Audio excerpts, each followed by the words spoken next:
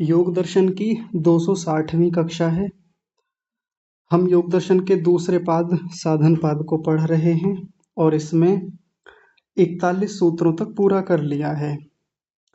बाह्य शौच और आभ्यंतर शौच का जब हम अच्छे से पालन करते हैं, उसमें हमारी प्रतिष्ठा होती है, तो उससे क्या क्या सिद्धियां होती हैं, इसको लेकर के हमारी चर्चाएं हुई। तो पिछले पाठ में से यदि किसी का कोई प्रश्न हो तो आप अपना हाथ खड़ा करके पूछ सकते हैं। एक छोटी सी बात और, जब तक आप अपने प्रश्न रखें, एक बात मैं आप सबके सामने रखना चाहता हूँ, एक निवेदन है। जब भी आप अपना प्रश्न रखें तो प्रयास किया करें कि प्रश्न को संक्षेप में रखें। कई बार प्रश्न की व्याख्या बहुत लंबी कर दी जाती है, आप संक्षेप में भी रख देंगे तो मुझे समझ में आ जाएगा। तो उसमें कई बार ये होता है कि बहुत लंबा प्रश्न रख दिया, अब उसमें समय बहुत लगता है, आपका भी लगा और कई बार मुझे भी प्रश्न दोहराना होता है बाकियों को समझाने के लिए। तो प्रश्न उत्तर की उस प्रक्रिया में काफ़ी समय चला जाता है और समय सबका खराब होता है। इसलिए प्रश्न को पहले से तैयार करके रखें और बढ़िया से कम समय में पूछें। ठीक है जी। तो आप बताइए, किसी का कोई प्रश्न हो तो आप हाथ खड़ा कीजिए और पूछिए।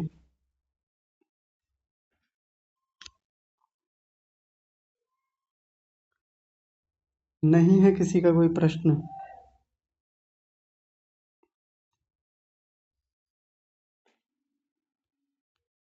चलिए ठीक है, किसी का कोई प्रश्न नहीं है तो कोई बात नहीं। अच्छा, विनीता माता जी आप बताइए। आचार्य जी प्रणाम।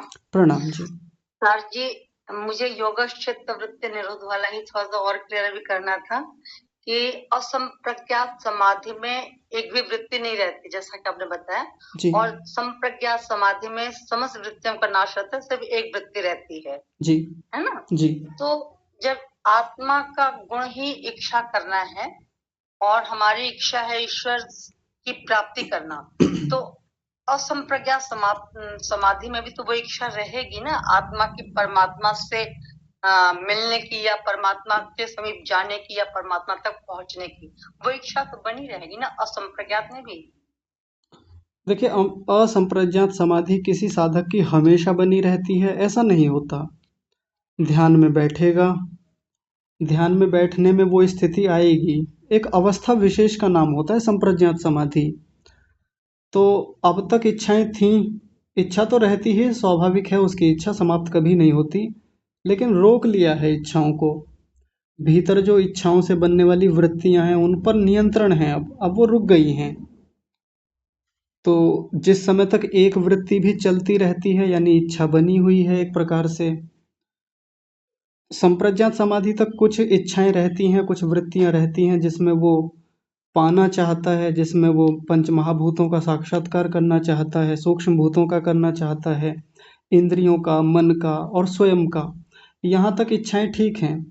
कहने को हम आगे भी कह सकते हैं कि परमात्मा की इच्छा तो रहती ही है, इच्छा समाप्त थोड़ी होती है, तो रहेगी, ऐसा क्या है। अगर परमात्मा की भी इच्छा रहेगी तो उसमें बुराई भी क्या है।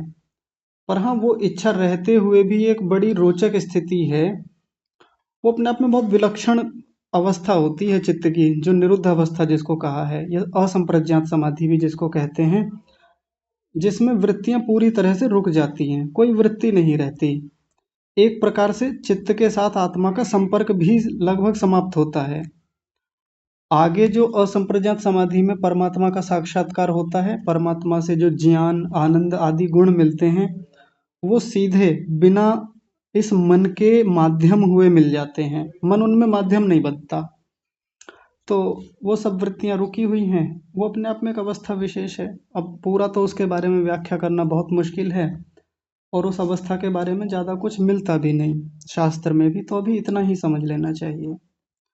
ठीक है माता जी। जी आचार्य जी प्रणाम। थैंक यू आचार्य जी।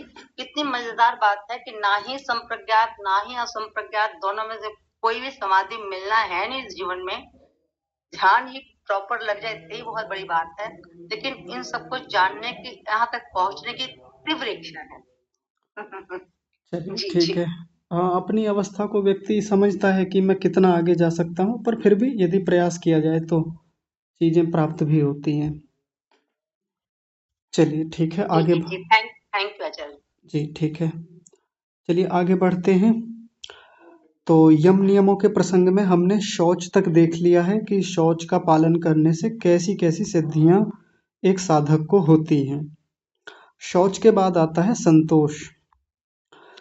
संतोष का पालन करने से भी जब व्यक्ति उसमें प्रतिष्ठित होता है, बहुत उत्तम रीति से संतोष का पालन करता है, तो फिर उसको भी सिद्धियां होती हैं। और वो सिद्धि क्या है तो 42वें सूत्र में बता रहे हैं बिना भूमिका के।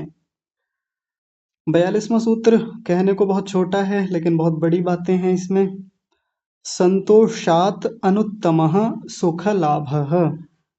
संतोष से, यानी जब संतोष में व्यक्ति प्रतिष्ठित होता है, प्रत्येक स्थान पर वो संतुष्ट रहता है, तो उसको अनुत्तमः सुख लाभः, अनुत्तम सुख लाभ होता है। अनुत्तम का मतलब क्या होता है? एक ऐसा सुख जिसके तुलना में और कोई सुख नहीं होता। अत्युत्तम सुख जो है, उसके आसपास भी कोई सुख ठहरता नहीं इस संसार का। तो ऐसा उसको सुख का लाभ होता है। अब कोई कह सकता है कि एक परमात्मा का भी सुख होता है, यानी परमात्मा का भी आनंद होता है, तो क्या उससे भी अच्छा सुख होता है ये संतोष का सुख? तो उतने स्तर पे जाके यहाँ बात नहीं कही है ऋषि ने। परमात्मा का जो सुख होता है, जो आनंद होता है, वो तो सबसे ही ऊपर का है, वो अलग बात है, वो अलग प्रसंग है। अभी यहाँ सांसारिक स्तर पर आकर के बात कर रहे हैं। जब व्यक्ति अपने व्यवहारिक जीवन में काम करता है, साधना करता है, स्वाध्याय करता है, तो इन सबको करने में जब उसको संतोष की प्राप्ति होती है, तब जो सुख होता है वो इस संसार के बाकी सुखों से श्रेष्ठतम होता है। और ये आनंद नहीं कह सकते इसको। कभी कोई सोचे कि ये आनंद है, परमात्मा की ओर से मिलता है, ऐसा नहीं है। परमात्मा निमित्त बनते हैं, सब चीज़ों के मूल में परमात्मा है, वो एक अलग बात है, लेकिन परमात्मा की ओर से ये सुख नहीं मिलता। और पीछे एक बार कक्षा में चर्चा आपके सामने रखी थी, जब हम लोग साधना में बैठते हैं, तो साधना में जब कुछ अच्छी स्थितियां बनती हैं, एकाग्रता बनती है, तो हमको बड़ा सुख मिलता है, बड़ा अच्छा लगता है। और हम थोड़ा सा अतिशयोक्ति में जाकर के कह देते हैं जी आनंद आ रहा है आजकल तो संध्या उपासना में, ऐसा बोलते हैं ना, बहुत आनंद आ रहा है। और ये जो आनंद है, ये जो सुख है, ये परमात्मा की ओर से मिल रहा है। लेकिन ऐसा नहीं है, परमात्मा ऐसा सुख नहीं देता। उसके देने के तरीके और बहुत हैं, या कई बार उसी को हम आनंद मान लेते हैं कि देखो ये जो मिल रहा है ना, जब मैं परमात्मा का ध्यान करता हूँ, जब मैं परमात्मा का नाम स्मरण करता हूँ, जप करता हूँ, तो भीतर से बड़ी खुशी होती है, बड़ा सुख मिलता है। तो ये परमात्मा का सुख है, ये परमात्मा का आनंद है। लेकिन ऐसा नहीं है, परमात्मा की ओर से ऐसा आनंद इतनी जल्दी नहीं मिलता। परमात्मा का आनंद तो एक अवस्था विशेष में जाके ही मिलेगा, जो असंप्रज्ञात समाधि है, या फिर जीवन मुक्त हो जाना है। पूरी तरह से जब व्यक्ति मुक्त होता है, तब परमात्मा का आनंद मिलता है। नहीं तो ऐसे छोटी मोटी साधना में परमात्मा अपना आनंद किसी को ऐसे नहीं देंगे, क्योंकि परमात्मा का आनंद मिलना एक पात्रता की बात है। उसके लिए पात्रता है नहीं, अभी हमारी चित्त में वो शुद्धता आई नहीं है, साधना का स्तर वैसा है नहीं, तो उतना बड़ा सुख हमको मिलेगा भी नहीं। लेकिन यहाँ जिस सुख की बात कर रहे हैं, या जो हमको भी साधना में सुख होता है, स्वाध्याय में सुख होता है, धर्म के कार्यों में सुख होता है, परोपकार में जो सुख होता है, उन सब की अपेक्षा से इस सुख को सबसे बड़ा सुख बताया है। तो वो होता कैसा है, पहले एक बार इसको देख लेते हैं, यानी व्यास भाष्य को देख लेते हैं, फिर इसकी चर्चा करेंगे कि ये सुख होता कैसा है, हमको मिलता है तो कैसे मिलता है। व्यास भाष्य में बता रहे हैं, ऐसा कहा जाता है कि ये जो श्लोक है, ये महाभारत का श्लोक है। तो तथा च उक्तम, यानी वैसे ही कहा भी गया है, तथा माने वैसे ही, च उक्तम कहा गया है। तो क्या कहा गया है, ऐसी कोई बात चलती होगी उस समय, प्रचलन में रही होगी, व्यास जी ने उसको कोट किया है यहाँ पर। क्या कह रहे हैं, यत च काम सुखम लोके यत च दिव्यम महत् सुखम तृष्णाक्षय सुखस्य एते नार्हतः षोडशीम कलाम इति। यच्च काम सुखम लोके, इस लोक में जो भी कामना से सुख होता है, जैसे हमारे जीवन में बहुत सारी कामनाएं होती हैं कि भाई मेरी कामना है मेरे पास एक गाड़ी हो बढ़िया सी, महंगी से महंगी गाड़ी हो। जैसे मान लीजिए डिफेंडर एक गाड़ी है, आजकल बड़ी प्रचलन में है, बहुत लोग पसंद करते हैं उसको, ये कामना है। और उस व्यक्ति ने पैसे जुटाए कहीं से कैसे भी करके गाड़ी खरीद ली। कामना थी, कामना पूरी हो गई, उसको सुख मिला और मिलता है इस चीज से सुख। निश्चित रूप से गाड़ी से सुख मिलता है। किसी व्यक्ति को एक बड़े मकान की, बड़े कोठी बंगले की एक कामना थी, इच्छा थी, उसका मिल गया, उसने बना लिया, सुख होता है, बिल्कुल होता है। तो उसको सुख होता है, ये काम सुख कहलाता है। या किसी को और प्रकार की कामना थी, मेरा मेरी अच्छी नौकरी लग जाए, मेरे पास इतना पैसा हो जाए, मेरी प्रसिद्धि इतनी हो जाए, मेरे इतने फॉलोवर हो जाएं, मेरे इतने लोग जुड़ जाएं मुझसे, मैं इसमें सफल हो जाऊं, ये सब कामनाएं हैं। तो इनसे होने वाले सुख को क्या कहते हैं? काम सुख। लोक में, तो संसार में जितने भी काम सुख हैं, और आगे कहा यत च दिव्यम महत सुखम, और जितने भी महत सुख हैं, दिव्य से दिव्य, इस संसार में जितनी भी अच्छी से अच्छी वस्तु से मिलने वाले सुख हैं। जैसे एक सामान्य रूप से कोई व्यक्ति साइकिल पे चलता है, जैसे छोटा बालक है, उसको साइकिल में भी सुख है, बहुत मजा आता है, पूरा दिन लेके घूमता है उसको। उसको कोई भी काम करवाना हो, उससे कह दो कि साइकिल पे चले जाओ, तब एकदम भाग जाएगा। और पैदल चलने को कह दे तो नानी मरती है उसकी। लेकिन साइकिल का अलग सुख है। लेकिन किसी व्यक्ति को साइकिल में नहीं आता सुख, किसी को बाइक में भी नहीं आता, किसी को गाड़ी में आता है, किसी को एरोप्लेन में आता है। तो ये दिव्य दिव्य दिव्य, महत महत महत, बड़े बड़े सुख होते चले जाते हैं। तो चाहे तो इस संसार में कामनाओं से प्राप्त होने वाला सुख हो, चाहे बड़े से बड़ा दिव्य सुख हो, कितना भी बड़े से बड़ा सुख हो। जैसे किसी को खिचड़ी में सुख आता है, किसी को सामान्य सब्जी में, किसी लौकी की सब्जी में भी सुख आता है, किसी को और बड़ी अच्छी स्वादिष्ट सब्जी मिले, वस्तु मिले, मिठाइयाँ मिलें, और कचौड़ी या जो भी आजकल चलता है उसमें सुख मिलता है। तो कितना भी दिव्य से दिव्य सुख ले लें, जो भी हम मानते हैं कि हाँ इसमें बहुत सुख हो सकता है, इसमें बड़ा सुख मिलता है हमको, तो हमको बाहर वो मजा नहीं आता जितना एसी में आता है। वहां भी एक विशेष सुख है, महत सुख है, दिव्य सुख है, वास्तव में दिव्य सुख है उसमें भी। लेकिन आगे बता रहे हैं, तनिक रुकिए।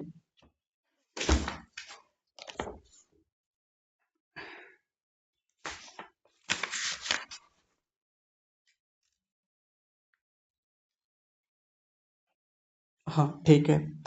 लेकिन उसकी तुलना में बता रहे हैं कि संतोष से जो सुख मिलता है वो कितना बड़ा होता है। तो संतोष वाले सुख को ये कह रहे हैं तृष्णा क्षय सुख। तृष्णा के क्षय हो जाने से, हट जाने से जो सुख मिलता है, एते नारहतः, इसकी तो तुलना में ये जो ऊपर के सुख हैं, षोडशीम कलाम, ये 16वें भाग के बराबर भी नहीं है। षोडशीम कलाम का मतलब होता है जैसे चंद्रमा की 16 कलाएं होती हैं, 16 भाग कर दीजिए। या रुपये के 16 भाग करते थे, जैसे 16 आना बोलते थे पहले। तो किसी चीज के 16 भाग कर दें, तो ये जितने भी सुख हैं, ये संतोष से मिलने वाले सुख के 16वें भाग के बराबर भी नहीं है। यानी इतना महान सुख है। संसार में जितने सुख हमको मिलते हैं उससे 16 गुना ज्यादा सुख हमको संतोष से मिलता है। और सीधे सीधे यहाँ संतोष सुख नहीं लिखा, क्या लिखा है? तृष्णा क्षय सुख। तृष्णा के क्षय हो जाने पर, तृष्णा के हट जाने पर जो सुख मिलता है उसको संतोष का सुख भी कहते हैं। पीछे हम संतोष को पढ़ के आए थे। संतोष किसे बोलते हैं? कि जितना हमारे पास विद्यमान है, उपस्थित है, जितनी वस्तुएं साधन हमारे पास हैं, उनसे अधिक की कामना न होना, ये संतोष कहलाता है। इसी को संतोष कहते हैं। यानी जो मिला, जिसके लिए मेहनत की, अब वो हमारे पास है, उसमें हम खुश हैं, प्रसन्न हैं, अधिक की कामना नहीं है। हाँ, अधिक कमाएंगे वो एक अलग बात है। लेकिन आ, कोई व्यक्ति ऐसा करता है कि उसको कुछ मिला, उसके पास जो संपत्ति है उसको छोड़ करके कि मुझे तो और चाहिए और चाहिए, इसमें संतोष मिल नहीं रहा, तो जो है उसमें खुश नहीं है, लेकिन और चाहता है और चाहता है। ये असंतोष की स्थिति होती है। संतोष का मतलब है मेहनत खूब की और जो मिला उसमें खुश है, आगे भी कमाएगा, आगे के लिए कामना करेगा, चाहेगा चीज़ों को, लेकिन जो मिला है उसमें असंतुष्ट कभी नहीं होता, उसमें संतुष्ट रहता है कि हाँ जितना है पर्याप्त है, मेरे लिए ठीक है इतना। उसको संतोष का सुख कहते हैं। उसी को यहाँ इस श्लोक में महर्षि व्यास जी ने तृष्णा क्षय के नाम से कहा है, तृष्णा का समाप्त हो जाना। क्योंकि सारी असंतुष्टियों का कारण तो यही है कि तृष्णाएं बढ़ती रहती हैं। ये भी मिल जाए, ये भी मिल जाए, ये भी ले लूं, और जो है उसमें खुश है नहीं। यही तो तृष्णा होती है। जो है उसमें व्यक्ति संतुष्ट नहीं रहता, जितना मिला उसमें खुश नहीं है, और ये भी हो जाए, ये भी हो जाए, तो एक अजीब सी स्थिति रहती है। जैसे आपको मैं एक उदाहरण देता हूँ, बहुत रोचक उदाहरण है। लगभग 2019-20 के आसपास की बात है, जिस समय देश में लॉकडाउन था, तो फेसबुक पर मुझसे एक व्यक्ति जुड़े, बनारस से, सुरेश यादव उनका नाम है, मुझसे काफ़ी छोटे हैं। तो उन्होंने कोई प्रश्न मुझसे रखा फेसबुक पर, तो धीरे धीरे वहाँ से शंका समाधान का कार्यक्रम शुरू हुआ, और आज तक वो जुड़े हुए हैं, प्रश्न पूछते रहते हैं, समाधान करते लेते रहते हैं, और बहुत स्वाध्याय करते हैं। 2019-20 से उनकी शुरुआत हुई स्वाध्याय करने की, शास्त्रों से जुड़ने की, और आज एक बहुत बेहतर स्थिति में वो हैं। तो अभी क्या हुआ कि वो एक चीज़ और करते हैं कि उनके संपर्क में जो भी युवक आते हैं, जो भी लोग आते हैं, वो उनको सिद्धांत बताते रहते हैं, शास्त्रों से जोड़ते हैं, वैदिक धर्म से जोड़ने का प्रयास करते हैं। तो भी उनके संपर्क में कोई युवक आए, उनसे उनकी कोई चर्चा हुई, तो चर्चा बहुत लंबी चली गई, और वो व्यक्ति जिसको ये बता रहे थे, सिखा रहे थे, वो व्यक्ति समझ नहीं पा रहा था इनकी बात को। इन्होंने खूब कोशिश की कि ये व्यक्ति समझ जाए, बहुत तर्क दिए, प्रमाण दिए, लेकिन वो व्यक्ति समझा नहीं इनकी बात को। अब ये परेशान मुझसे कहने लगे कि आप कुछ बताइए कि मैं इसका कुछ समाधान करूं।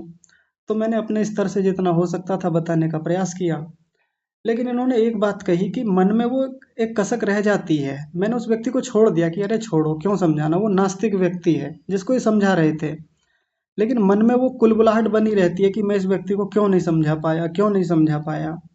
तो मैंने फिर इन्हें एक बात बताई, मैंने कहा सुरेश जी एक बात सुनिए, मान लीजिए आपके संपर्क में 10 लोग आए, 10 लोगों में से 9 लोगों को आपने सही मार्ग पे लगा दिया, 9 लोगों ने आपकी बात बहुत अच्छे से मानी, एक अच्छे रास्ते पर चल निकले, लेकिन अब ये एक व्यक्ति जो आपकी बात नहीं मान पाया, हठी था, दुराग्रही था, या आप संतुष्ट नहीं कर पाए इसको, अब उस वजह से आप असंतुष्ट हैं, आपको संतुष्टि नहीं मिल रही है, मन में बेचैनी है।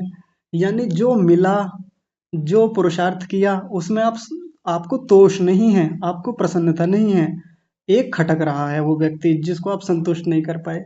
तो क्यों इतना बेचैन होना, क्यों इतना परेशान होना कि इस एक व्यक्ति को संतुष्ट नहीं कर पा रहे हैं हम, एक व्यक्ति को सिद्धांतों से नहीं जोड़ पा रहे हैं। जाने दीजिए, सब लोग सब चीज़ें कहाँ समझते हैं, सबको सब बातें कहाँ समझ में आती हैं। कुछ को ऐसा भी रहने दीजिए, सब कोई क्या सुधार के मानेंगे, जाने दीजिए।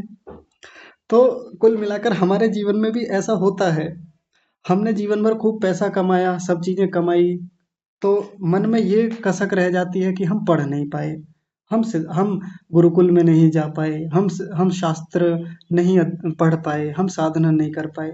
भाई जब जीवन एक तरफ लगाया तो सब कुछ कैसे मिल जाएगा। आप चाहते हैं कि दोनों हाथों में लड्डू हों, दोनों छोड़िए, दोनों हाथों में भी लड्डू हों, घर में भी लड्डू हों, थाली भी लड्डुओं से भरी हुई हो, ऐसा थोड़ी होता है। हाँ, जितना आया, जितने लड्डू आए, खुश रहें उसमें, प्रसन्न रहें, संतुष्ट रहें। नहीं आ पाए लड्डू तो प्रयास करें कि उस हाथ में भी लड्डू आ जाए, लेकिन असंतोष की भावना से नहीं, कि जो मिला, जितना लड्डू हाथ में आया, तो उससे फिर दुखी रहे, परेशान रहे।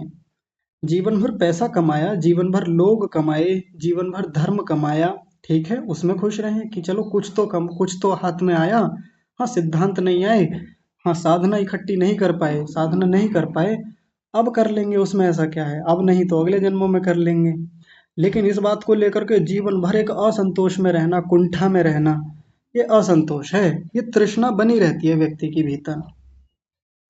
इच्छा होनी चाहिए, अच्छी चीज़ों को पाने की बिल्कुल रहनी चाहिए, लेकिन जो है उसमें खुश रहना, ये संतोष कहलाता है, जिसको हमने पीछे विस्तार से देखा था।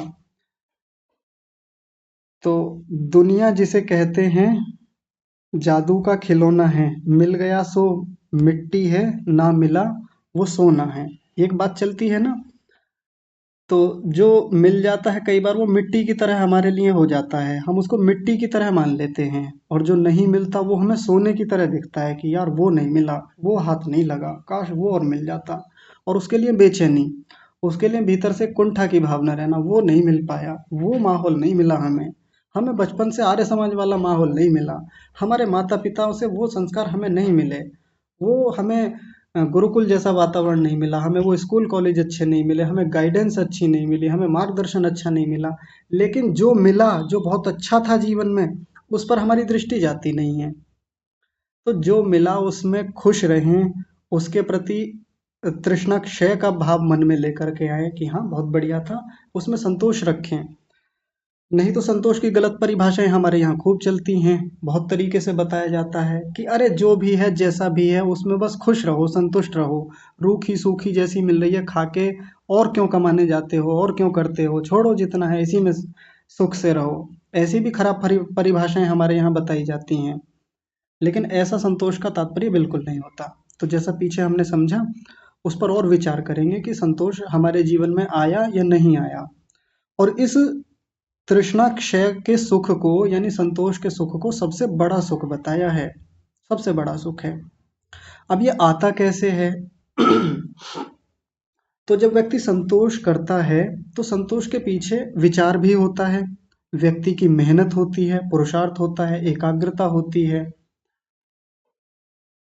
तो ये जिस एकाग्रता से, जिस मेहनत पुरुषार्थ से व्यक्ति के जीवन में ये चीजें आई, ये संतोष आया, ये तृष्णा का क्षय हुआ, तो निश्चित सी बात है कि इस व्यक्ति के जीवन में सात्विकता तो बहुत है, सात्विकता बहुत मिलेगी ऐसे व्यक्ति के जीवन में।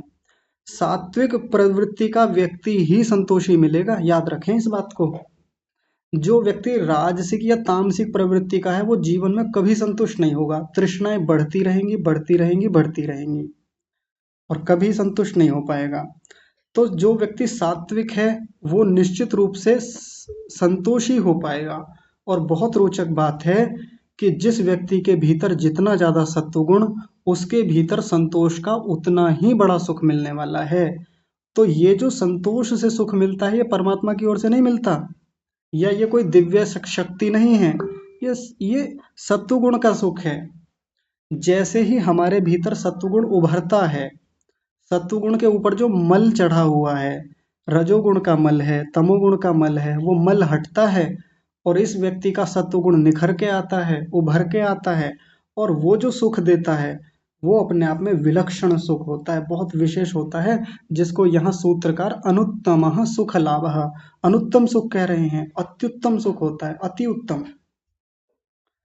तो जो हम साधना में बैठ करके सुख प्राप्त करते हैं, बहुत अच्छा हमको लगता है, उसको आनंद नहीं कहेंगे, ना वो परमात्मा की ओर से मिलता है। कोई कहे कि मैं तो जप करता हूँ और जप करके मैं ओम का जप करता हूँ, या परमात्मा के स्तुति वाले जो मंत्र हैं मैं उनको बोल बोल करके मुझे बड़ा सुख होता है, तो ये परमात्मा का आनंद है, परमात्मा का सुख है। परमात्मा का सुख नहीं है, सत्वगुण का सुख है, सीधी बात है। और ये स्थायी नहीं होता, अस्थायी है, हटने वाला है, बहुत लंबे समय तक रहेगा भी नहीं। एक समय के बाद इसके प्रति भी वितृष्णा होती है, वैराग्य हो जाता है, जैसे हम पीछे पढ़ के आए हैं प्रथम पाद में। पहले तो व्यक्ति इसको चाहता है, हाँ ये मुझे मिले, बिल्कुल चाहता है, ये सत्वगुण का सुख बहुत अच्छा लगता है उसको, विवेक ख्याति से मिलने वाला सुख उसको बहुत अच्छा लगता है। लेकिन एक समय के बाद उससे भी वैराग्य होता है, जिसको पर वैराग्य कहते हैं। पढ़ के आए थे ना, याद आ रहा होगा आपको शायद। तो संतोष का सुख भी वैसा ही है जो सत्व गुण से आने वाला सुख है। तो यहाँ भी फिर एक बात जो लगभग हर सूत्र के बाद में मैंने आपसे कही है, वो बात क्या है कि हम अपने जीवन में भी विश्लेषण करके देखें, हमारे जीवन में कितना संतोष का सुख आया है या नहीं आया। क्या वो दूसरे को देख करके, पड़ोसी को देख करके, साथी सहपाठी को देख करके, साथी साधक को देख के मन में वो कुंठा, वो तृष्णा जैसी बनी तो नहीं है, ये इतना आगे निकल गया, मैं आज भी पीछे ही पड़ा हूँ, मैं कब निकलूंगा, मतलब जितना कमा लिया, जितना पढ़ लिया, जितना उन्नति कर ली, सब कुछ कर लिया, उसमें खुश नहीं है, उसमें वो तोष का भाव नहीं है, वो तृष्णा क्षय का भाव नहीं आया अभी मन में। तो इस व्यक्ति को वो संतोष का सुख कभी नहीं मिलने वाला। कुंठाएं ज्यादा हैं। एक प्रकार से ये कुंठाएं जो हैं ये संतोष न होने के कारण से हैं, क्योंकि जीवन में संतोष को ठीक से समझा नहीं, संतोष से होने वाले इस अत्युत्तम सुख को कभी उसने चखा नहीं। अगर जिह्वा पे संतोष का एक बार स्वाद आ जाए ना, तो फिर व्यक्ति क्या कुछ ना करे संतोष के लिए। तो बहुत रोचक ये सुख है, इसका हम अपना विचार करके देखेंगे अपने अपने जीवन में, हम कितना संतोष का सुख प्राप्त कर पाए हैं। ठीक है। और ऐसे वैसे सुख को फिर हम संतुष्ट, ऐसे वैसे सुख को जो कहीं से भी मिला, कैसा भी मिला, उसको संतोष का नाम दे दें, ऐसा भी नहीं कहेंगे कि ये संतोष वाला सुख है। उसके लिए लक्षण बता ही दिया है यहाँ पर। क्या लक्षण बताया? कामना से प्राप्त होने वाला जो सुख है, चाहे दिव्य से दिव्य वस्तुओं से मिलने वाला जो सुख है, संसार में तमाम वस्तुएं इकट्ठी कर ली, तमाम कामनाएं पूरी कर ली, उनसे सुख मिला, खूब सुख लिया जीवन भर, तो उनको ये वाला सुख मान के ना बैठ जाएं कि ये सुख तो इन वस्तुओं से आ रहा है, ये सुख तो कामना पूर्ति से आ रहा है। नहीं, बल्कि इन कामनाओं के क्षय होने से जो सुख होगा, कामनाओं को हटा करके जो व्यक्ति को सुख आता है, ये है वास्तव में संतोष का सुख। तो घुलाना मिलाना नहीं है इनको आपस में, कभी घोल मेल कर दें, हाँ ये तो जो सुख आ रहा है ना ये संतोष का है। जैसे बड़ी गाड़ी में बैठे, अब तक छोटी गाड़ी में बैठते थे तो मजा नहीं आता था, लेकिन अब बड़ी गाड़ी में बैठ करके जो सुख मिल रहा है, आहा, इसमें तो एसी भी है, इसमें बहुत सारे ऑटोमेटिक फीचर्स हैं, इसमें ऐसे हैं वैसे हैं, हाथ भी नहीं लगाना पड़ता, ऑटो पायलट मोड पे रहती है, ये जो भी उसमें आजकल ऐसा चलता है। आधुनिक गाड़ियां तो बहुत विलक्षण फीचर्स वाली आ रही हैं, तो सुख तो आता ही है। अब उसी सुख को कोई व्यक्ति मान के बैठे कि हाँ ये संतोष का सुख है, वो संतोष का सुख नहीं है, उसको तो पहले ही मना कर दिया, वो तो 16वें हिस्से के बराबर भी नहीं है। गाड़ी में बैठ कर के जो वो स्थिति मन में बन रही है कि इससे ज्यादा नहीं चाहिए, हाँ ये जो है ये बढ़िया है, इतना सुख मिला, इससे अधिक की मुझे कामना नहीं है, अभी कम से कम कामना नहीं है, इसमें मैं खुश हूँ।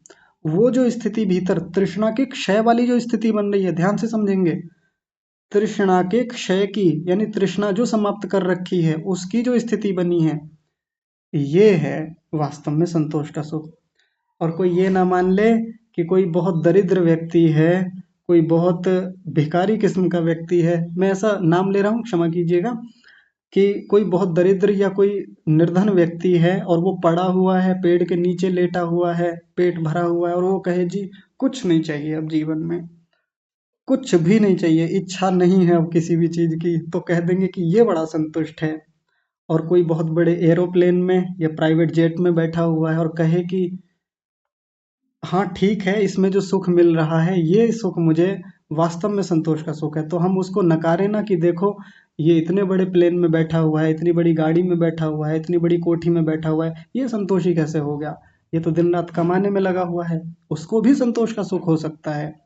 सारा मामला मन की इच्छा पर आधारित है, व्यक्ति पर निर्भर नहीं है कि व्यक्ति के पास कुछ है या नहीं है, दो रोटी है उसके पास या नहीं है, कोई बहुत बड़े होटल रेस्टोरेंट में खा रहा है तो वो संतोषी है या नहीं है, उससे हम इस बात का अंदाजा अनुमान नहीं लगा सकते, ना हम उससे पता कर सकते। सारा मामला है भीतर की मन की इच्छाओं के क्षय होने का, नष्ट होने का, हमने कितना मन की तृष्णाओं को समाप्त किया है या क्षय किया है, ये विचार की बात है। और ये सामने वाला बता भी नहीं सकता कि सामने वाला देख कर बता देगा, ये तो हम खुद का विश्लेषण स्वयं से कर सकते हैं। ठीक है जी। तो ये संतोष के बारे में बात हुई। संतोष के बाद अगला क्या है? तप आता है, इसको भी देख लेते हैं। बहुत अच्छा लगता है, इसमें भी बहुत सारी विशेषताएं इसकी भी बताई जाती हैं। तो इसके लिए 43वां सूत्र है बिना भूमिका के, कायेंद्रिय सिद्धि ही अशुद्धि क्षयात तपसः। कायेंद्रिय सिद्धि ही अशुद्धि क्षयात तपसः। तपसः यानी तप से, तप में प्रतिष्ठा हो जाने पर, जब व्यक्ति बहुत ऊंचे स्तर का तपस्वी हो जाता है, तप को उत्तम रीति से करता है, और ध्यान रखें तप वही वाला तप जो पीछे कहा गया है, यानी जिस तप को करने से मन प्रसन्न रहे, मन की प्रसन्नता ना जाए, उतना तप करें। सर्दी गर्मी भूख प्यास मान अपमान लाभ हानि, इन सबको सहन करना, सहन करने की स्थिति में आना, इसको हम तप कहते हैं। तो ऐसा तप करने से क्या होता है, उसके लिए कह रहे हैं अशुद्धि क्षयात, अशुद्धियों का क्षय होने से, यानी पहली बात बता दी कि अशुद्धियों का क्षय होता है, भीतर से जो मल है, चित्त के भीतर जो खराब संस्कार हैं पहले वो हटेंगे, और उनके हटने से क्या होता है? कायेंद्रिय सिद्धि ही, काया और इंद्रियों की सिद्धि होती है। जो व्यक्ति तपस्वी होते हैं उनको ये बड़ी सिद्धि मिलती है कि इनके शरीर में और मन में जो अशुद्धियां होती हैं पहले तो वो हटती हैं, यानी तपस्वी व्यक्ति जो मिलेगा उसके शरीर में दोष नहीं मिलेंगे, शरीर की अशुद्धियां हटेंगी, मन की अशुद्धियां हटेंगी, क्योंकि सहन करता है। सहन करने से मन के भीतर के संस्कारों पर चोट पड़ती है।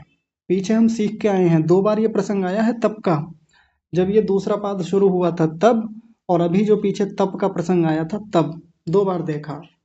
जब व्यक्ति चीजों को सहन करता है, मान लीजिए प्यास लगी हुई है, जंगल में है, खेत में है, ऑफिस में है, सड़क पे है, यात्रा में है, पानी है नहीं, बहुत देर हो गई, काफी देर से प्यासा है, ठीक है, नहीं मिला पानी, सहन किया, सहन किया, सहन कर रहा है। एक समय के बाद तो बेचैन हो जाएगा, एक समय के बाद तो मन भी परेशान होने लगेगा, लेकिन जहां तक मन प्रसन्न रहे उसको तप कहेंगे। इतना जब ये तप कर रहा है, खुद भीतर से सम स्थिति में है, समान स्थिति में है, अपने आप को सामान्य रखे हुए है, ठीक है, सहन करेंगे, बेचैन नहीं हो जाता, तो इसको तप कहेंगे। जिस समय ये व्यक्ति तप कर रहा है, तो इस तप करने का प्रभाव शरीर पे भी पड़ रहा है, मन पर भी पड़ रहा है। और बहुत रोचक बात इसमें कही जाती है, जो सिद्ध बात है, जो कि व्यवहार सिद्ध है, खुद की भी, हमारी सबकी ये अ, व्यवहारिकता में लाई हुई बात है, हमारा सबका अनुभव भी है कि जिस समय हम किसी चीज को सहन कर रहे हैं, प्यास को, भूख को, गर्मी सर्दी को सहन कर रहे हैं, भीतर के जो संस्कारों की एक परत चढ़ी हुई है हमारे मन के भीतर, उस पर चोट पड़ती है। ये बहुत रोचक बात है। अब चोट वैसी चोट तो नहीं पड़ेगी कि हथौड़े जैसी चोट पड़ेगी, वो अंदर भावों के रूप में चोट पड़ती है, वो वैचारिक स्तर पर एक चोट पड़ती है। तो उससे जो संस्कारों का जो एक आवरण जम गया है, खराब संस्कारों की जो एक परत चढ़ी हुई है, उस पर जाकर चोट पड़ी, वो हटता है, हटने की स्थिति में आ जाता है। ये एक बहुत बड़ा लाभ है। और ऐसा होने से इसको एक और आगे बताया कि एक लाभ और होता है, उसको कहा कायेंद्रिय सिद्धि ही। काया और इंद्रिय की सिद्धि हो जाती है। काया और इंद्रिय की सिद्धि कैसे? यानी शरीर तेजस्वी होता है, शरीर बलिष्ठ होता है, शरीर में विशेष योग्यता आती है। देखिए, सिद्धि शब्द कई बार आया अभी तक, मैंने भी कई बार बोला। सिद्धि का मतलब होता है विशेष योग्यता, विशेष गुण, विशेष स्थिति बन जाती है, व्यक्ति के भीतर विशेष बल आ जाता है, बस इतना होता है सिद्धि का मतलब। सिद्धि का मतलब कोई चमत्कार विशेष नहीं। हम जिन भी लोगों को देखेंगे जो सिद्ध लोग होते हैं, जो चमत्कार भी दिखाने वाले लोग होते हैं, उनको हम कह देते हैं जी इनके पास सिद्धि है कोई, हाँ इनके पास इन्होंने सिद्धियां इकट्ठी कर रखी हैं तपस्या करके। सिद्धि का मतलब क्या है? इंद्रियों में, शरीर में, मन में कुछ विशेष योग्यता आ गई है, जो पहले नहीं थी, अब बढ़ा ली है उसने तप करके, साधना करके। यही तो होता है। जैसे उदाहरण के लिए ले लीजिए, सामान्य बात करता हूँ अभी, इसको थोड़ा सा हट करके यहाँ से। एक शहर में पला हुआ बालक है, उसने बहुत द्वंद्वों को देखा नहीं, पैम्पर्ड चाइल्ड है। पैम्पर्ड का मतलब बहुत लाड़ प्यार में पला हुआ बच्चा है। उसको कभी माता पिता भूमि पर पैर भी नहीं रखने देते, धूप नहीं लगने देते, सर्दी में बाहर नहीं जाने देते, मिट्टी का कण तक नहीं लगने देते उसके ऊपर। नहीं, कीटाणु लग जाएंगे, बैक्टीरिया लग जाएंगे, हाथ हैंड वॉश करो, ये करो, वो अलग तरीके से उनकी पैम्परिंग चलती है बच्चे के प्रति। तो बच्चे को कभी निकलने नहीं देते, और ये लगातार चलता है जब तक बच्चा किशोर अवस्था तक जाता है, युवा अवस्था तक जाता है। ऐसा बालक, ऐसा व्यक्ति जब बड़ा होता है, तो इसका शरीर एक ऐसी स्थिति में रहता है कि यदि मान लीजिए अचानक इसको, इसके सामने द्वंद्व आ जाए, द्वंद्व का मतलब बहुत धूप में निकलना पड़ जाए, बहुत परिश्रम करना पड़ जाए, कहीं पैदल चलना पड़ जाए, कोई तप का काम आ जाए इसके सामने, सहन नहीं कर पाएगा, क्योंकि पहले से वो तप की स्थिति बनी ही नहीं। माँ बाप ने हाथों पर लेकर के इसको घूमा था, इसको कभी नीचे तक नहीं रख, पैर तक नहीं रखने दिया, पैम्परिंग इतनी बारीकी से और इतनी अधिक मात्रा में की। और वहीं गांव में पढ़ा हुआ बालक, क्षमा कीजिए, गांव में पला हुआ बालक, जिसको बचपन से ही है कि मिट्टी में खेले बिना बड़ा नहीं होता, धूप में तो नहीं निकलेगा तब तक मजबूती नहीं आती उसके शरीर में, कितनी बार पिटता है, पीट के आता है, गालियां सुनता है, दूसरों को गालियां दे के आता है, कितना कुछ झेलता है, सहन करता है, सब कुछ वो अपने जीवन में अनुभव लेता है। मिट्टी में खूब खेलता है, कीचड़ तक में खेलता है, नालियों में बच्चे गिर जाते हैं, कुछ नहीं होता, पूरा दिन धूप में खेत में काम कर रहे हैं, कुछ नहीं होता, खेत में थे, काम कर रहे थे, बारिश आ गई, आंधी तूफान आ गए, कितनी सर्दी थी उसमें काम कर रहे थे, कई बार कीड़े मकोड़ों ने काट लिया, कई बार जहरीली ततैया या बाकी जो कीट होते हैं, प्राणी होते हैं, वो काट लेते हैं। सहन करने की स्थिति है। अब इस व्यक्ति को किसी दिन मान लीजिए पानी पूरा दिन नहीं मिला, भोजन नहीं मिला, ठीक है, सरवाइव कर जाएगा बहुत धूमधाम से, कोई फर्क नहीं पड़ता। ऐसे व्यक्ति को एक दो दिन धूप में रहना पड़ गया, कोई फर्क नहीं पड़ेगा। बहुत प्रदूषण में रहना पड़ गया, बहुत प्रतिकूल परिस्थितियों में रहना पड़ गया, कोई फर्क नहीं पड़ेगा। क्यों? क्योंकि स्थितियां इसकी जीवन में ऐसी रहीं, सहन करता रहा, सहन करने करने से शरीर का सामर्थ्य बढ़ा, सहन करने की स्थितियां बढ़ी। इसी को सिद्धि कहेंगे। सिद्धि कोई अलग चीज थोड़ी होती है, यही सिद्धि है इसकी। शरीर में विशेष योग्यता है शहर में रहने वाले व्यक्ति की तुलना में। शहर में रहने वाला व्यक्ति वो सहन कर नहीं पाया। शहर वाले का मैं उदाहरण ले रहा हूँ, कोई अपने ऊपर ना ले। शहर में रहने वाले लोग भी, बहुत सारे लोग बचपन से ही अपने बच्चों को प्रतिकूल माहौल देते हैं, वहां भी यदि कोई व्यक्ति सहन करता है इन चीजों को, उसके सामने भी प्रतिकूलताएं आती हैं, उतने उतने अंशों में उसके शरीर में भी सिद्धियां होती हैं। सिद्धियां यानी शरीर में विशेष योग्यता, विशेष बल, रोग प्रतिरोधक क्षमता, वो आती है, निश्चित रूप से आती है। शहरों में रहने वाले लोग भी जिम में जाते हैं, व्यायाम करते हैं, धूल फाँकते हैं, धूल खाते हैं प्रतिदिन, प्रदूषण में जाते हैं, तो वो भी अपने स्तर पे एक अलग तरीके से तप कर रहे हैं, सहन कर रहे हैं। तो ये भी क्या है? काया और इंद्रियों की सिद्धि होती है। महर्षि व्यास जी इसको थोड़ा विस्तार से बता रहे हैं, कैसी सिद्धियां आती हैं, तो बहुत रोचक हैं, देखिए। निवर्त्यमानम एव तपो हिनस्ति अशुद्ध्यावरणमलम तदावरण मलापगमात् काया सिद्धि अणिमाद्याः। निवर्त्यमानम एव, निवर्त्यमानम एव का मतलब है कि ऐसा तप की सिद्धि करने वाला जो व्यक्ति है, जो तप कर रहा है, जो तप को आचरण में ला रहा है, उसको निवर्त्यमान बोलेंगे। निवर्त्यमान तपः, जो तप को करने वाला, तप को आचरण में लाने वाला जो वो व्यक्ति है, वो उसके उसके साथ क्या होता है? हिनस्ति, हिनस्ति नष्ट करता है। क्या नष्ट करता है? अशुद्ध्यावरण मलम, अशुद्धि रूपी जो आवरण है, जो मल है, अशुद्धियों का जो आवरण शरीर पर चढ़ा हुआ है या चित्त के ऊपर है, मन के ऊपर है, अविद्या आदि जो है, वो हटता है। तद आवरण मल अप अपगमात, उन आवरण रूपी जो मल हैं, वो जो दोष हैं, उनके अपगमात यानी हटने से काया सिद्धि ही, काया में सिद्धि आती है। शरीर में विशेष योग्यताएं, विशेष बल बढ़ता है ऐसे शरीर, ऐसे व्यक्ति के शरीर में। और वो किस रूप में आता है, वो सिद्धियां होती कैसी हैं? तो उसको कहा अणिमाद्या, अणिमा आदि।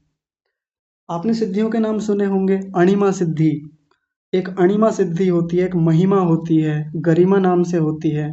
तो ऐसे बहुत सारी सिद्धियां हैं, जिसको तीसरे पाद में आगे समझेंगे। तो तीसरे पाद में 45वां सूत्र है, उसमें इन सारी सिद्धियों के बारे में कहा है। और बहुत रोचक रोचक सिद्धियां हैं, बहुत कमाल की हैं। जैसे अणिमा सिद्धि है। अणिमा सिद्धि में अणिमा शब्द जो है, ये अणु से बना है। अणु, अणु का मतलब जो पदार्थ का बहुत छोटा सा हिस्सा है, बहुत छोटा सा कण है, उसको अणु कहते हैं। यानी इस व्यक्ति के भीतर जो तप करता है, जिसके भीतर शरीर में विशेष सिद्धियां आई हैं, ये अपने शरीर को अणु स्वरूप बना सकता है। अणु का मतलब बहुत छोटा, बहुत सूक्ष्म कर लेता है अपने शरीर को। महिमा, महिमा का मतलब महान से है, महत से है, बड़े से है, अपने शरीर को बहुत बड़ा कर लेता है। ऐसे ही बहुत सारी सिद्धियां हैं। आगे आएगा कि अपने शरीर को रुई के जैसे, जैसे रुई होती है उसकी तरह बिल्कुल हल्का कर लेता है। इसके शरीर में भार बहुत कम हो जाएगा, बल तो उतना ही रहेगा, भार कम हो जाएगा। ऐसे करके खूब सारी सिद्धियां लिखी हैं। अभी तो मैं ऐसे मोटा मोटा संक्षेप में बता रहा हूँ, लेकिन वहां इनके बारे में विस्तार से कहा है। अणिमाद्या, अणिमा आदि सिद्धियां, ढेर सारी सिद्धियां वहां कही हैं। तो जो व्यक्ति तप करता है, तो उसके भीतर की अशुद्धियां निकलती हैं, शरीर की अशुद्धियां और मन की अशुद्धियां, उनके हट जाने से तद आवरण मलापगमात, उन मलों के हट जाने से, उस आवरण के हट जाने से काय सिद्धि, काया की सिद्धि होती है। काया में विशेष योग्यता आती है, किस रूप में? अणिमा आदि के रूप में। और आगे कहा तथा इंद्रिय सिद्धि ही दूरात श्रवण दर्शनात् इति, तथा यानी वैसे ही, यानी और आगे का बता रहे हैं। इंद्रिय सिद्धि, इंद्रियों में विशेष योग्यता आती है। ऊपर काया की सिद्धि बताई थी यानी शरीर की, और अब यहाँ नीचे इंद्रियों की सिद्धि बता रहे हैं। इंद्रियों में कैसी सिद्धि आती है? दूरात श्रवण, दूर का सुनने की शक्ति आती है इस व्यक्ति के भीतर। जैसे हम सामान्य रूप से हमने देखा होगा, कोई व्यक्ति को बहुत चिल्ला करके बोलना पड़ता है, बहुत जोर से बोल के सुनाना पड़ता है, उसको सुनाई नहीं देता। रोग है वो एक अलग बात है, लेकिन बहुत सारे लोगों को बहुत जोर से बोल के बताना होता है। कुछ ऐसे होते हैं कि दीवारों के आर पार का सुन लेते हैं, कुछ की और योग्यता अधिक होती है, कुछ की और योग्यता अधिक है। लेकिन इस सिद्धि प्राप्त व्यक्ति के बारे में कह रहे हैं, दूरात श्रवण, दूर का श्रवण करने की उसकी स्थिति बनती है। और क्या बताया? दूरात दर्शनात्, दूर का दर्शन करने की, यानी दूर का देखने की। दूर तक का देखता है फिर ये, और कितना देखता है वो तो यहाँ नहीं लिखा, कहाँ तक का देखता है ये भी नहीं लिखा, लेकिन दूर तक का देखने की योग्यता आती है। कुल मिलाकर उसके कान, उसकी नासिका, उसकी आंखें, उसकी त्वचा, ये जो भी सारी इंद्रियां हैं, उन इंद्रियों की विशेष योग्यता बनती है। अपनी सामर्थ्य जिनकी उतनी हुआ करती थी, उससे कई गुना ज्यादा उनका काम करने की उनका काम करने की सामर्थ्य बढ़ती है। अब तक जितना देख रहा था उससे तो अधिक दूर का ये देख पाता है। अब तक जितना सुनता था, इसके कानों में ऐसी विशेष योग्यता आती है, कर्णेंद्रिय में ऐसी विशेष योग्यता आती है, दूर का सुनता है, बारीक से बारीक ध्वनियों को सुन लेता है। वैसे ही नासिका के भीतर विशेष योग्यता आती है, जो लिखी नहीं है, हम वैसे तात्पर्य से ले लेंगे, क्योंकि इंद्रिय शब्द लिख दिया तो सब इंद्रियां आ जाएंगी। तो दिव्य जो गंध है उसको भी सूंघने की सामर्थ्य रखता है, बारीक से बारीक गंधों में वो अंतर पता कर सकता है, जिनको हम सामान्य रूप से नहीं पता कर पाते। स्पर्श के मामले में ले लीजिए, ऐसे ऐसे स्पर्श, दिव्य स्पर्श इसको होते हैं जो विलक्षण होते हैं, जो साधक व्यक्ति को प्राप्त होते हैं। वैसे ही दिव्य रसों की प्राप्ति होती है। अब तक जो रसना इंद्रिय जिह्वा सामान्य रसों को पकड़ पाती थी, इस सिद्धि प्राप्त योगी की जो रसना है यानी जिह्वा है, वो विशेष रसों को पकड़ती है, रसों को बहुत बारीकी से पकड़ती है। जैसे आपने देखा होगा कि किसी किसी व्यक्ति को टेस्ट नहीं आता, उसको कुछ भी खिलाएं मजा ही नहीं आ रहा है, पता ही नहीं चल रहा खट्टा मीठा तीखा चरपरा नमकीन कैसा है, कुछ नहीं पता। लेकिन कोई व्यक्ति है कि वो स्वाद के प्रति, रस के प्रति बहुत जागरूक है, उसको बड़ी जल्दी पता चल जाता है। लेकिन उसके भी मुकाबले यहाँ विशेष बताया कि उसको और भी विशेष रसों की प्राप्ति होती है। ये किसका लाभ बताया? तप का, तप करने से। फिर अंत में वही बात कहकर बात समाप्त करेंगे। हमको कितनी सिद्धि है इस विषय में? है तो बहुत अच्छी बात है, नहीं है तो इसका मतलब तप जीवन में कम है। हाँ, हो सकता है सभी इंद्रियों में ना हो, किसी इंद्रिय में विशेष रूप से हमारे पास योग्यता आ गई हो, शरीर का सामर्थ्य ऐसा हो गया हो कि कोई भीषण से भीषण गर्मी भी पड़े, सर्दी भी पड़े, झेल जाता है, सहन कर लेते हैं हम। तो ऐसी योग्यता किसी की हो सकती है, किसी को बहुत गहरा सुनने की स्थिति बन सकती है, किसी को दूर तक का देखने की अच्छी स्थिति बन गई होगी, ऐसा हो सकता है। तो अपना अपना विश्लेषण करेंगे, आत्मावलोकन करेंगे कि हमने कितनी सिद्धियां इस रूप में प्राप्त की हैं। क्योंकि तप तो हम सब ने किया है, अब कहाँ किया है, किन अंशों में किया है, तप की भावना से ही किया था या बस परिस्थितियों ने करा दिया तो बस झेल लिया, ऐसा तप नहीं जिसको वास्तव में तप कहा गया। तो एक बार अपना अवलोकन भी करेंगे, नहीं यदि जीवन में आया है तो इसके लिए प्रयास करेंगे और विचार करेंगे। यदि फिर भी किसी को कोई बात समझ में ना आई हो तो फिर आगे कक्षाओं में चर्चा करेंगे। आज की कक्षा को विराम देते हैं। जुड़ने के लिए सभी का बहुत धन्यवाद, विशेष धन्यवाद परमात्मा का। आज की कक्षा को यहीं विराम। आप सभी को सादर प्रणाम।